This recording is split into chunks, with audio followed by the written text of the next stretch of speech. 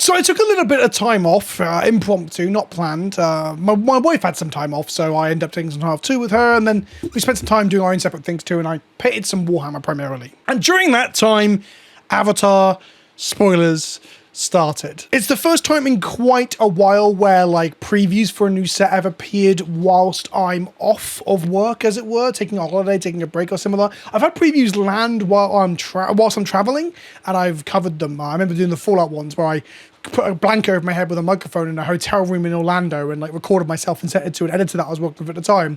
So that's not unusual, but it's the first time that I was off and decided to like not come back on to cover previews. I lead with that because it's good context for me, at least, to explain, fucking hell, it's a lot in it. We just get so much fucking stuff. I'm sure some of you watching this who consume Magic content but are still relatively casual about Magic, you have probably yet to even play with your Edge of Eternity stuff. I know people who've bought the precons, they've sleeved them up and they've not got out to a game store to play them. Hell, if it wasn't my job, I'd be one of those people probably. And you just get bombarded with more and more and more and more, and it's just fucking relentless. And the thing is, I think it is burning people out. People complain of burnout, not just content creators like myself, but people in my comment section, people in my Discord, people in my DMs. People just say that they're burnt out by not being able to care enough because they get too much stuff rammed down their throat. But that said, I do want to analyze that phrase I just said, because that's what a lot of people say, right? They act like this is like really forceful. And the truth is, it's not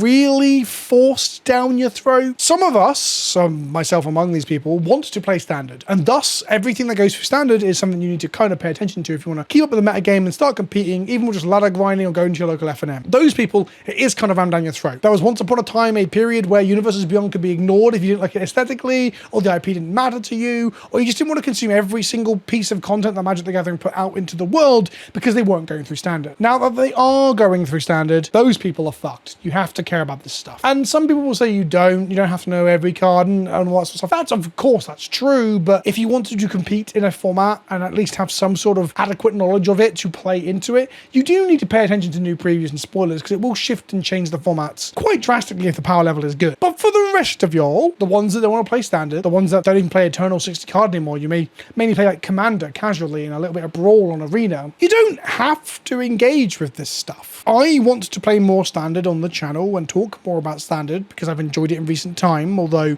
now we're in a situation where one deck is a huge part of the metagame percentage share, might be just the best deck and it costs loads of money, so maybe standard's fucked again. But even with that said, with the want and desire to do that, I'm kind of just ignoring Avatar right now. I was off, so I wasn't going to look, but I couldn't help myself. On one of the days, my wife came over to me while I was eating breakfast and said, "What are you doing?" And I was like, "I'm looking at card spoilers." And it's funny because it was almost like an admission of guilt that she didn't see it this way, but I was planning not to look at them. I was trying to ignore it. I was trying to detox in many ways. And I just couldn't help myself, right? So there is that element of like being a bit of an addict to new stuff, whether it be Magic or Warhammer or whatever the hobby we're talking about is. But the other thing about Avatar is I'm in a weird spot. Edge of Eternities I really, really liked. I'm going to a sealed tournament next week.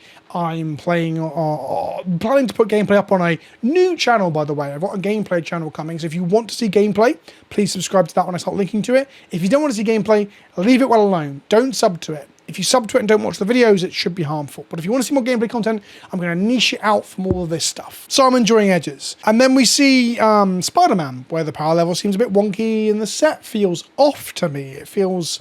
Rush job might be a little bit harsh, but it does feel like something was changed quite late in development, and some of the magic just ain't there. And then the next set is something that I know less about than, say, Doctor Who or Final Fantasy going into them. Avatar is a blind spot in my cultural understanding of the world. And some of the designs do look really cool and interesting. The Cabbage Man and the one that makes all your artifacts into lands. There's some really cool shit going on here, absolutely. Like, I actually think the set looks way more interesting mechanically than what Spider-Man looks like, which is fucking Bizarro Land, because I really like Spider-Man and Marvel Comics. I don't care about Avatar.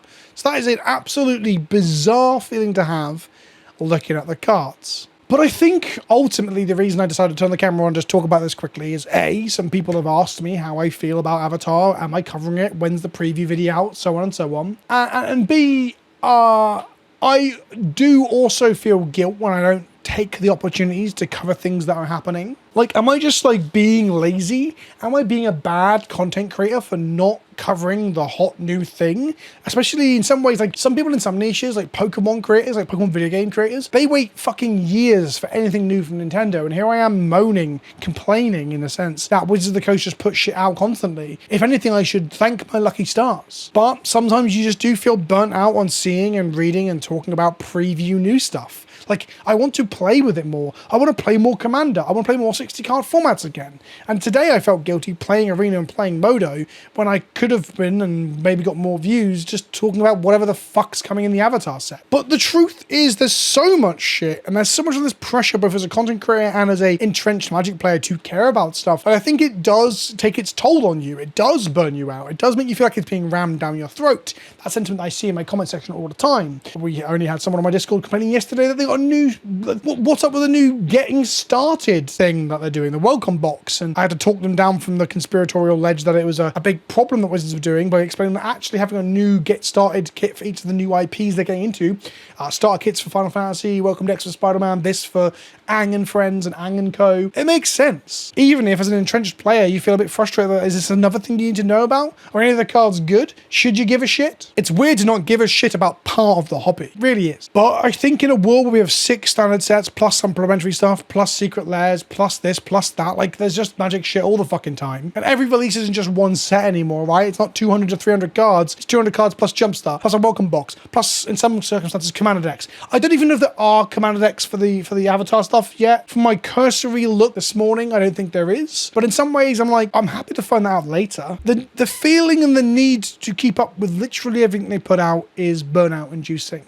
I think. And it's making me feel a bit burnt out. I didn't really enjoy playing Magic today, which was towards the aim of creating some gameplay content and trying to do that as part of my job now, because I wasn't doing the coverage stuff that I feel guilty for not doing. I'm not really sure on the direction of this video, other than to perhaps speak to y'all about the fact that we should just detach from some parts of Magic. Like, this is the thing, right? I still really enjoy Magic and I still love Magic. The problem comes with like the very negative air we get around it, where the other day, one of the videos was about the new super staple fucking mana rock, the Time Stone, Soul Stone, whatever it was. And someone commented saying, that's it, I'm quitting. And that in itself, as just a simple sentence, it's already very extreme, right? You don't have to agree with everything the company does or every card design they make or everything that happens in front of you.